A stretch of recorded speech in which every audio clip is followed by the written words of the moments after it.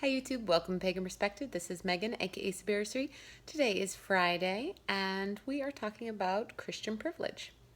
So, as if you've been watching this week, you know that this is my question this week. So, we try to sometimes have the hosts ask questions, and I thought this might be a good one. So, I really enjoyed watching the other hosts this week. And, I definitely have more to say, which is great. So it's my topic, right? So hopefully I have a lot to say. But I'm going to try and keep it, you know, not crazy long.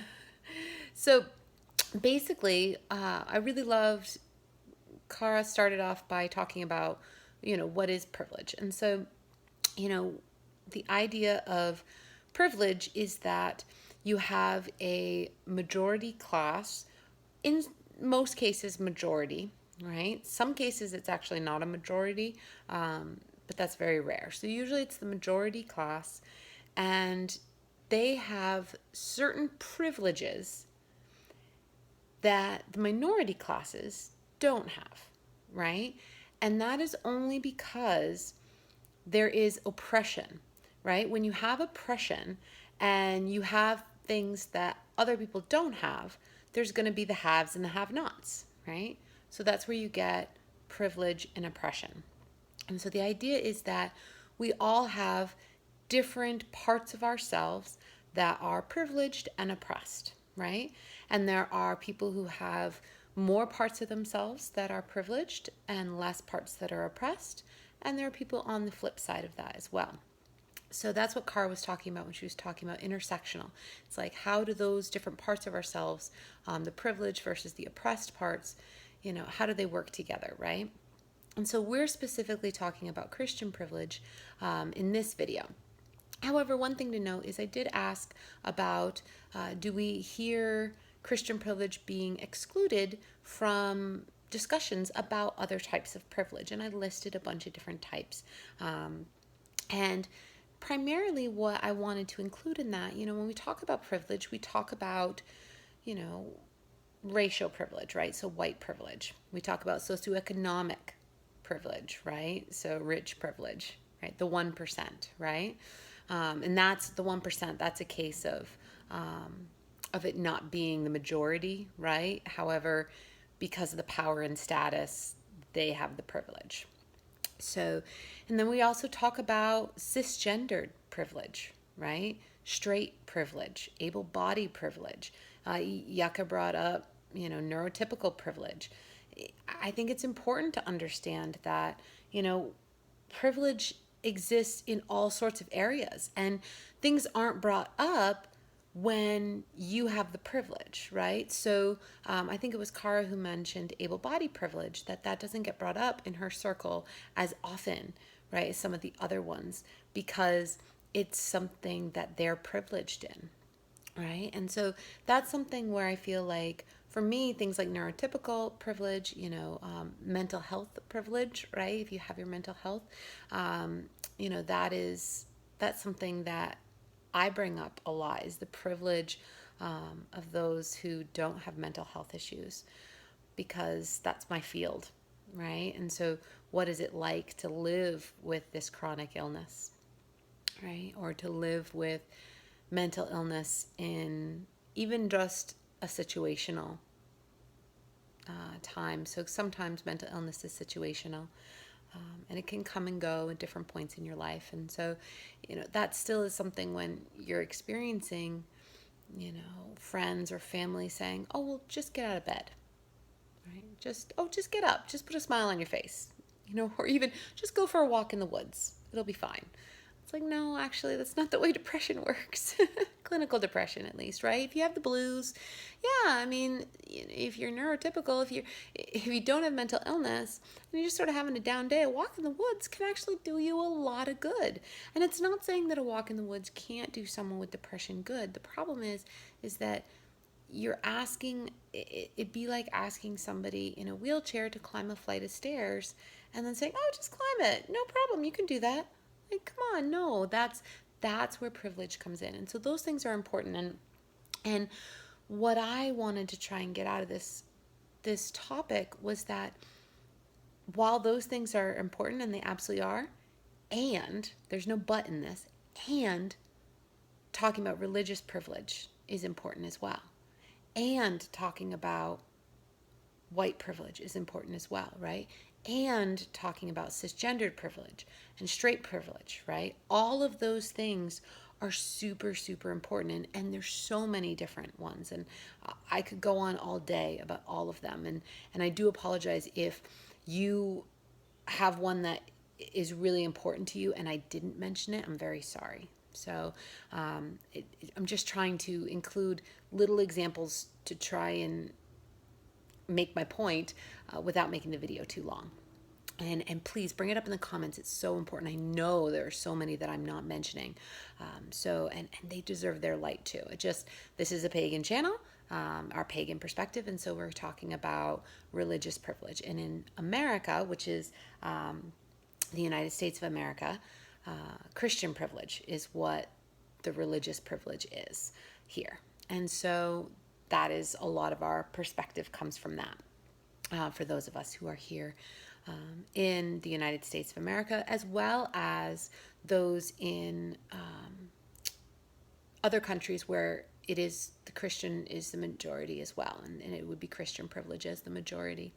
So I want to read for you something, and that is what things Christians in particular in the United States of America and other European countries, some, not all, but what are some of the privileges? Because they were mentioned this week about holidays, and then people were kind of, Yucca mentioned last names, and also Kara mentioned stuff about, assuming that somebody's going to agree with you, right? Being able to just kind of go in and assume that. But there are so many more ways in which Christian privilege is pervasive in our culture. And it's stuff that I actually think a lot of people on the channel have experienced and don't even really notice it because it is so pervasive. And in a way, it's insidious in its pervasiveness. And that's what's so hard about it. And that's why I think it's so important that we have the conversation, because what it does is it perpetuates the cycle, and it perpetuates people having problems like getting their kids taken away from them because of their religion, right? Or getting fired from their job because of their religion, or, hate crimes against people for their religion, right? Being bullied in school because of their religion, all of those things, it leads to that, all of these smaller things. And so some of these are small, some of these are big, but I want to read this for you. And this is really important. This is a list of ways in which Christian privilege shows itself, particularly in the United States and in other Christian-dominated places. So this is not an exhaustive list, okay? So there are other ones, and please put them in the comments if you can think of other ways in which Christian privilege shows itself. These are just the ways that I'm reading right now for time, right? So 1, you can expect to have time off work to celebrate religious holidays. 2, music and television programs pertaining to your religion's holidays are readily accessible. I mean, Christmas Charlie Brown, right? And Easter shows. I mean, it's all over. I mean, in December, turn on the radio. It's all Christmas music. Like, there are some radio stations that don't play it, but there's stations just devoted to it. How many stations are there devoted to solstice music, right? Or other religions' music, right? In this case, I'm going to highlight paganism because we're a pagan channel.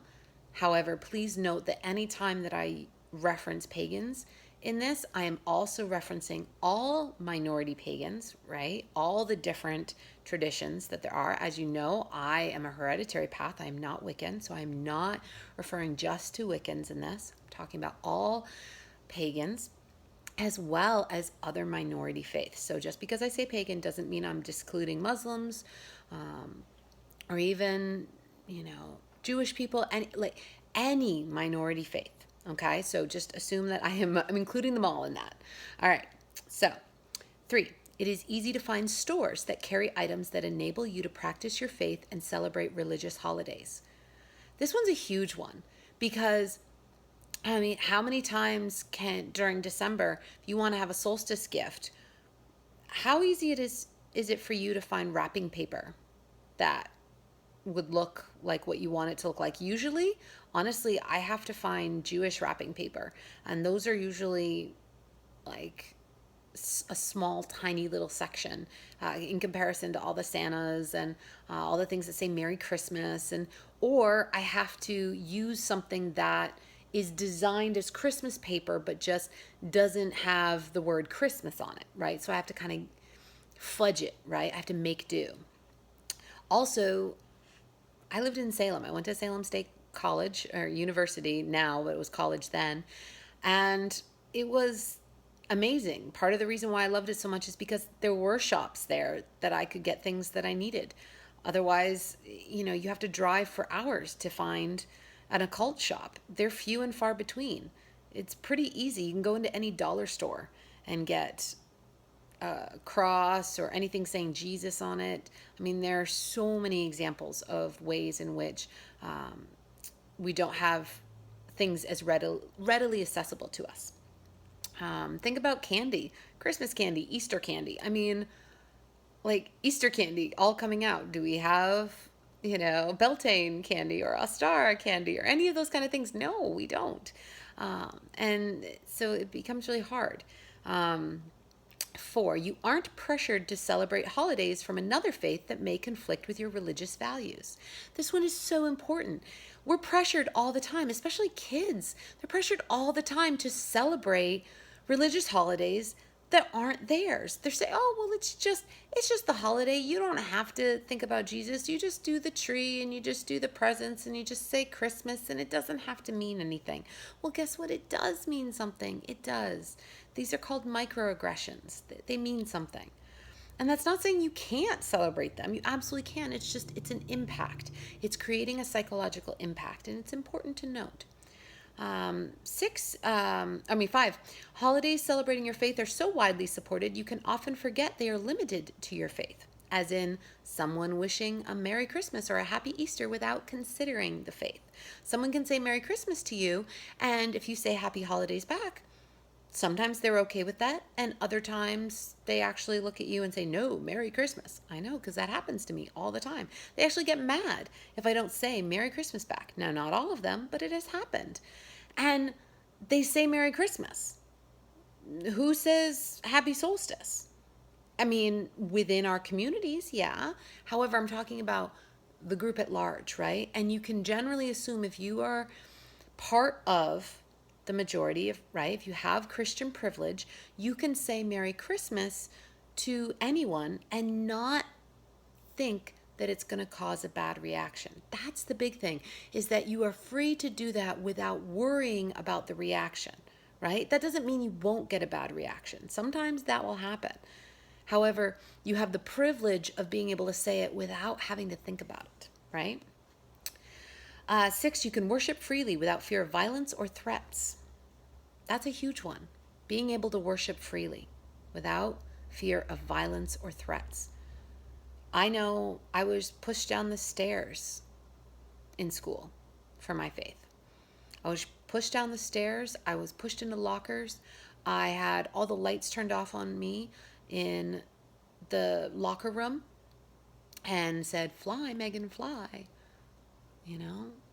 Those things happen. That doesn't happen to Christian kids in the same way. It doesn't. I'm not saying there's not exceptions to the rule. And just note that in this entire thing, there will always be exceptions to the rule. However, we're talking about majority here. 7, a bumper sticker supporting your religion won't likely lead to your car being vandalized. 8, you can practice your religious customs without being questioned, mocked, or inhibited. 9, if you are being tried in court, you can assume that the jury of your peers will share your faith and not hold that against you in weighing decisions. 10, when swearing an oath, you will place your hand on a religious scripture pertaining to your faith. 11, positive references to your faith are seen dozens of times a day by everyone, regardless of their faith. Politicians responsible for your governance are probably members of your faith. That's a huge one. 13, politicians can make decisions citing your faith without being labeled as heretics or extremists. 14, it's easy for you to find your faith accurately depicted in television, movies, books, and other media. This is huge for pagans. Huge. Now, that's not to say that there aren't Christian parodies and things like that. However, the majority, right? When we have a show where they're celebrating Christmas, it's accurately depicted. How many times is the pagan faith accurately depicted in television and movies? Even the ones that some of us like, it's not accurately depicted, okay? 15, you can reasonably assume that anyone you encounter will have a decent understanding of your beliefs. This is huge. If you're Christian, you can walk around and basically not have to think about, well, how do I explain my religion if somebody asks? I mean, I was asked at work, when I took Beltane off from work, which I mentioned that I did, I think in the last video, and I had to take it off because, of course, we were given Good Friday off. However, I couldn't move that to be Beltane off. It wasn't allowed. I was told that because the majority of people would take that day off, it was more cost effective for them to give that day off, and I was not allowed to work on that day. And if I needed to have Beltane off, I had to take a vacation day. So I had to take a vacation day. And when I said, well, no, it's a holiday for me, they said, oh, what holiday? And I had to say Beltane, and I had to try and explain it. Christian who says I'm taking Easter off or I'm taking Christmas off doesn't have to explain to anybody what that is. That's a privilege. It's a privilege that I don't have. This one's huge. 16, you will not be penalized socially or otherwise for not knowing other people's religious customs. That's huge. There's no penalization if they don't know what Beltane is, right? However, if we were to say, well, what is this? Socially, we would be looked at awkwardly, right? It could be problematic. 17, your faith is accepted and supported at your workplace. That's huge. 18, you can go into any career you want without it being associated with or explained by your faith. 19, you can travel to any part of the country and know your religion will be accepted, safe, and you will have access to religious spaces to practice your faith. 20, your faith can be an aspect of your identity without being a defining aspect. People won't think of you as their Christian friend. This one is so big. I get called, the witch friend or the pagan friend all the time. And that is really, really difficult. When it suddenly becomes a defining attribute of you versus just, oh yeah, you also happen to be this. And that doesn't define who you are. It goes along with there's another one we'll talk about this. Actually, I'll talk about it right now. 21, you can be polite, gentle, or peaceful and not be considered an exception to those practicing your faith, right? So we meet a Christian and they're a nice person and we don't say like, oh wow, you're an exception to all those other Christians that I've met. Like, people don't get that way. But if they meet a pagan and they say, oh wow, well, you're the exception to the rule, the rest of them are devil worshippers or whatever, right? And this happens a lot with Muslims. Muslims are oftentimes pegged as, right, the exception. Oh, well, you're an exception, you're a nice Muslim. What? Like, oh, that makes me so mad when people say that. 22, fundraising to support congregations of your faith will not be investigated as potentially threatening or terrorist behavior, right? Oh my gosh. 23, construction of spaces of worship will not likely be halted due to your faith, right? How many churches are built on a daily basis? I don't know the number, but I'm sure that there are a lot. And think about the hullabaloo that happens when a pagan structure is going up. Like, for example, there was an earth-based spirituality center opened up by the military. I want to say Air Force in Colorado. And there was like articles, news articles about it, all sorts of things. Does that happen with a church going up? No, it's just, oh, a church is going up. Okay. 24, you are never asked to speak on behalf of all the members of your faith. This one is huge. When you are a minority, you often are asked to speak on behalf, right? That you speak for all of them, right? As we know here on the pagan's perspective, we don't speak for all the pagans, right? We speak for us, our pagan perspective, right? And so oftentimes, Christians, we talk to them and they are not expected to speak on behalf of all Christians. It's not an expectation, though it is for minority faiths. That's oppression. That's privilege. That's Christians having a privilege that they don't have to do that. 25, you can go anywhere and assume you'll be surrounded by members of your faith. They do. Christians assume that there will be many other Christians around them. And it's true. There usually are. 26, without special effort, your children will have a multitude of teachers who share your faith. This one's huge for me. As you know, I want to homeschool because I'm very concerned about the education system. And I think I've talked about before that I would love to open up a pagan private school because I think that having teachers who share your faith actually is very important. And it can be super beneficial. And that's not saying that, I think that all schools should be religious. By no means. And I think that in many ways, religion should be taken out of schools. However, I feel like there can be benefits to religious education. And I feel like having teachers who share your faith, it makes you fit in. It makes you feel normalized. It gives you a sense of safety and well-being. And members of the Christian faith, they don't have to think about it. Most of their teachers will be Christian too. And when I say Christian, I also mean secular Christianity in this country, right? So secular Christianity, where maybe they don't attend church all the time. However, they celebrate Christian holidays in what some Christians would refer to a secular way. However, it's still Christian privilege. It still is based on that faith. That's the thing. So 27, without special effort, your children will have a multitude of friends who share your faith, right? Without any special effort, okay? For pagan kids to have pagan friends, it does take a lot of special effort. You actually have to work at it, which is not privileged. 28, it is easily accessible for you or your children to be educated from kindergarten through postgrad at institutions of your faith. There are lots of Christian private schools, colleges, universities, all of it.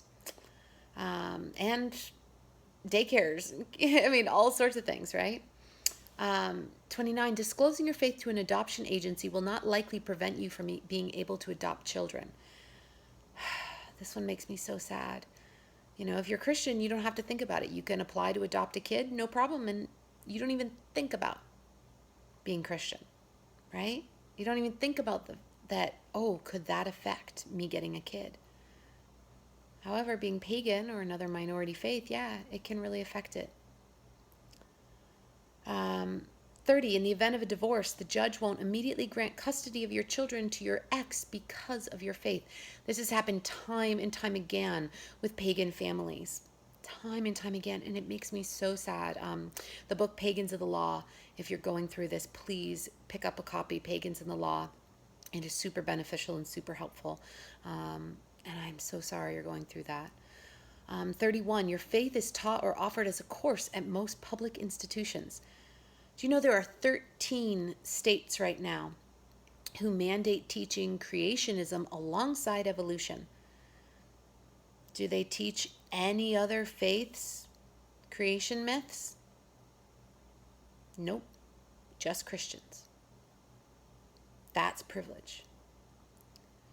32, you can complain about your religion being under attack without it being perceived as an attack on another religion. This one's huge.